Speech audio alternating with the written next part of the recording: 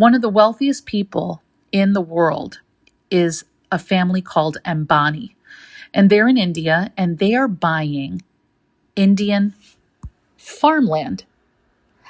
Everyone thinks it's because of the same model of health that was being touted today in the news outlets. To be productive and efficient growers, the U.S. Department of Agriculture announcement says, in order to continue to be the most productive and efficient growers in the world, we must protect our topsoil from erosion and improve soil health and land stewardship. Not true. That's not what this is about. This is about carbon credits. Ambani has bought all of this farmland, easily searched on Google. That's for another podcast.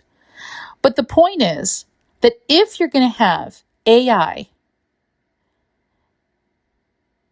strip our natural resources in order to sustain these technological advances,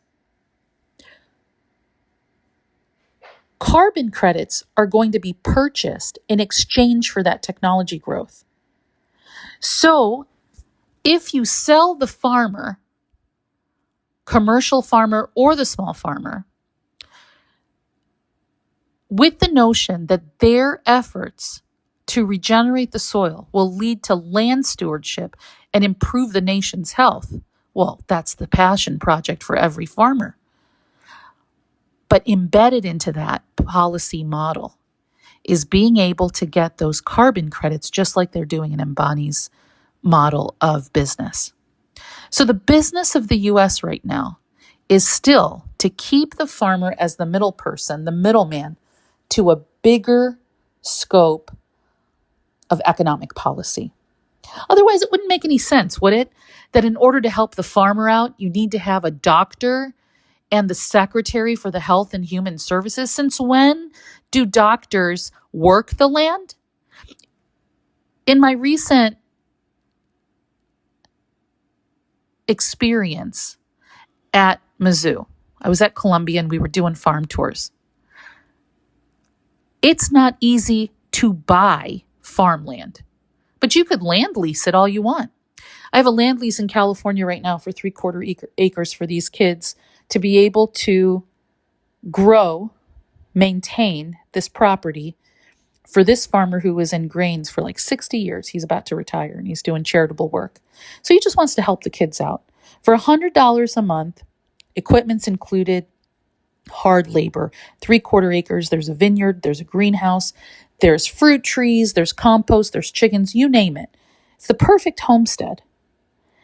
But that small farmer is not going to be able to reproduce the level of what this policy is saying. And by the way, a $700 million budget is nothing compared to the $3 trillion that should be invested if we were really going to transform our soil. But that's for another podcast. So getting back to the 3/4 acre homestead type model of the beginning farmer, they're never going to be able to get a carbon credit. They're never going to be able to improve the soil at the rate at which the government needs it to. There's not enough farmers. So what are the corporations going to do? Give everything back?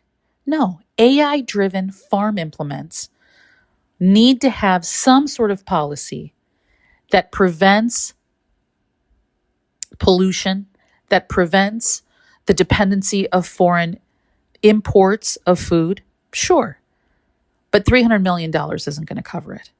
What's actually going to happen is that the larger corporations are going to have to redesign and trial an operating agreement to compete with Japan, China, and India, the Asian countries that are not only technologically advanced, their people are healthier, and their foods remained more or less pure. That's, again, I think we've talked about 3 different podcasts at this point.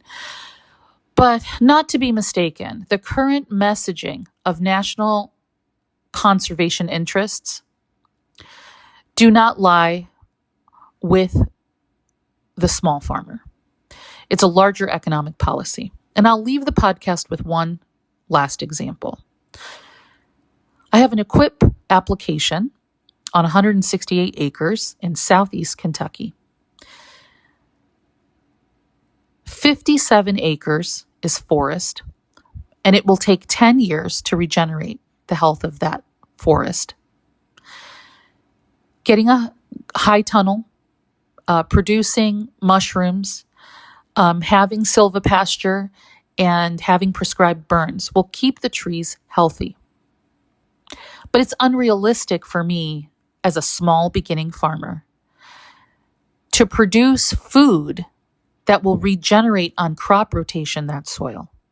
Instead, I need to subsidize my own mushroom and logging business, and maybe in 30 years, that soil will be valuable. But still, what's most valuable is if on 160 acres, I can get paid in exchange for companies building the battery factories in Nashville, because where my farm is, where my forest is only 3 hours away. It's still on the Appalachian region, still in the same zone. But I'm never going to see those carbon credits, and no one's ever going to come and actually get food from me. To be continued on the next broadcast. Why wasn't the Department of Transportation alongside the announcement today with Dr. Oz? Because if we can't get the infrastructure of public funding for roads to get to these farms, we have no way to decrease the cost of the logistics of transportation if this pilot program is really going to work. Some food for thought. The next time you want to do DoorDash, that same truck could go to the farm, get some CSA model boxes, and deliver fresh food. Problem is, if we become all dependent on prepared foods, who's doing the cooking? Well, we can't solve all the social problems, but we do have a model at Giving Back to Kids where the kids are learning to cook and having culinary experiences. Please check out our Instagram page and contact me, DM me for more information or resources on how you can get your kids involved to create more legacy farms in your neighborhood. This is Mo Crowley for Giving Back to Kids. We'll see you next time.